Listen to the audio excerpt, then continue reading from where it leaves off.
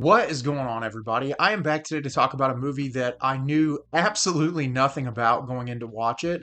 I actually just saw the poster on like the VOD section of Prime Video, and I read the little synopsis, and that was enough for me to be interested to just jump in and watch this.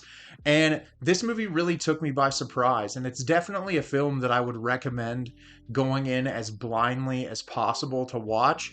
And when I do the review, I'm going to start the review by just giving my brief thoughts. And then later on, I'll get into spoiler territory, but I'll give you a warning before I start talking about spoilers.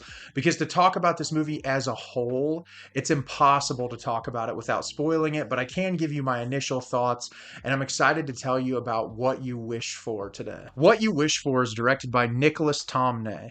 A chef with gambling problems flees to the Latin American villa of an old friend who appears to be living an extraordinary life. So, as I said, I went into this movie completely blind, didn't know very much about it, and I really enjoyed it a lot. I do think that it's an incredibly flawed movie, and there are things that I would change about it, but I do think going into this blind that there's so many twists and turns along the way that it makes for a very engaging and entertaining experience. And I'm excited to tell you about the movie today. So, at the beginning of the film, we're introduced to Ryan, played by Nick Stahl, and we see him get off a plane in Latin America, and he ends up taking a car to this house that his friend Jack is living at, and the two of them start catching up. They both went to, I believe, culinary school together, and so they're both in that world, and they spend some time together. They end up going out to eat one day. They meet this young woman when they're out eating. They start talking together, and Ryan quickly finds out that Jack does this job where he's hired to cook for these very wealthy people that make these dinners for 6 or 7 people, very small get-togethers, and he makes a really great living out of it. And he says he does it like once every few months and then flies back home and goes back and forth. And the entire crux of the movie hinges on there's a dinner that's about to come up, and something happens that Ryan gets involved with this dinner, and this strange set of circumstances starts occurring around this dinner that is about to take place. So, as I said, this movie is really difficult to talk about without spoiling the movie, but before I get into any of that, I just want to give my brief thoughts. So, as I said, I thought the movie was really entertaining. For starters, I thought all the performances were really great. You have a lot of characters that are introduced throughout the film that we get little bits of exposition to learn about who they are, but I think each and every one brings life to the movie that makes it really easy to stay entertained and engaged. I really appreciated the production design and the setting in this movie. They picked a really beautiful location to shoot the film, and the property that they shoot at makes it very visually appealing. There is food that plays a large part into the movie, similar to the film The Menu. Food plays a very big role, and the plating presentation and the way that the food is shot, they do a really nice job with it, and it keeps you hooked and on the edge of your seat. I really enjoyed the twists and turns that this movie take, and it just really caught me off guard the direction that it went in. And without spoiling anything, this movie is very much along the lines of films like The Menu. It's very much like an eat the rich kind of concept, as to like wealthy people can do these things. Are there going to be ramifications for them for taking part in specific things? And I really like movies that are about that. I feel like there's been a ton of them over the past several years, and this one was really solid. I feel like the commentary that it introduced and the way that it kind of shifted it in comparison to some of the other movies that I'd seen was really great. And that is about as much that I can talk about without spoiling the movie. So if you have not watched this movie yet, no, it has its fair share of flaws, but it's a really entertaining movie. And I would completely and totally recommend you going to watch it and then come back, jump in, and watch the remainder of my review. But right now, I'm going to get into spoiler territory. So if you haven't seen the movie, stop this, watch it, and then come back and watch my spoiler thoughts. So the big crux of this movie is the company who is running these dinners are feeding their clients people. They essentially pay money to eat human beings, and they have to find these chefs who are kind of willing to ignore all forms of morality to go hunt down people. They go into the communities, they find people, kill them, but they have to kind of vet them out first and see whether or not they have diseases or there's any kind of issues to where the meat will taste tainted.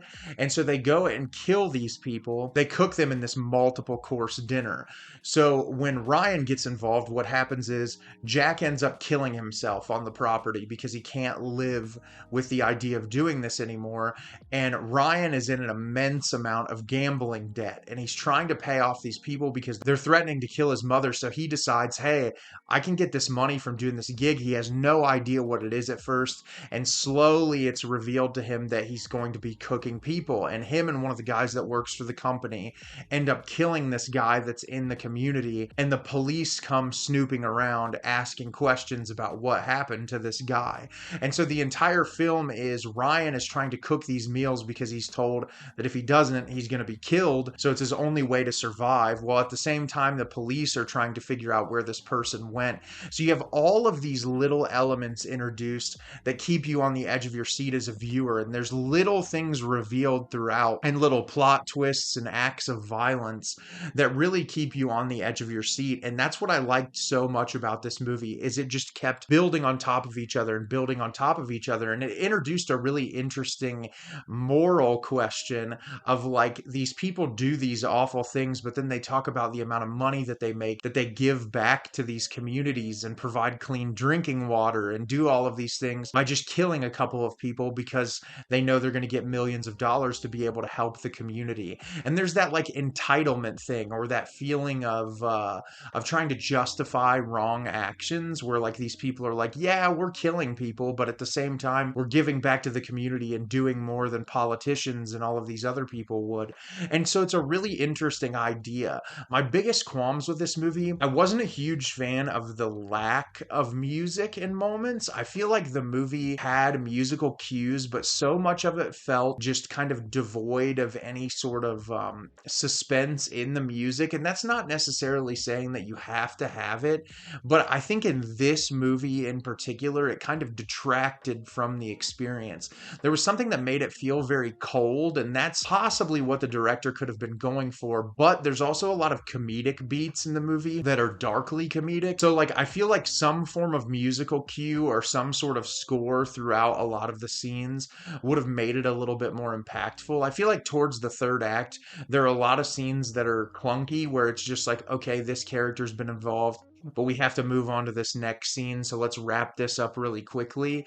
And you could tell, I feel like the director probably wanted more time to let the film wrap up, but I think they could have chopped out some of the bits early on in the film and moved that towards the end in the third act, and it would have made for a more concise movie that really hit a lot harder. But that's a pretty minor complaint because I do feel like the performances here are really solid, and I feel like overall the movie is a really enjoyable experience. And if you have seen it, I hope you really enjoyed it. Or if you watched my spoiler thoughts and you still haven't watched it, I'd still recommend going and checking it out. It's a really entertaining movie that I didn't expect much from, and I really ended up enjoying a lot. So have you seen What You Wish For? Did you love it? Did you hate it? Leave me a comment down below and let me know what you thought. I thought this movie was really entertaining. Despite the flaws that the movie has, it had some really great performances, and I did not expect a lot of the twists and turns along the way. As always, if you can like the video and subscribe to the channel, helps me out a lot and lets me know the type of content you're looking for. I'm always putting out new material and look forward to getting more out for you in the near future. And as always, everyone, thank you so much for watching and have a great rest of your day.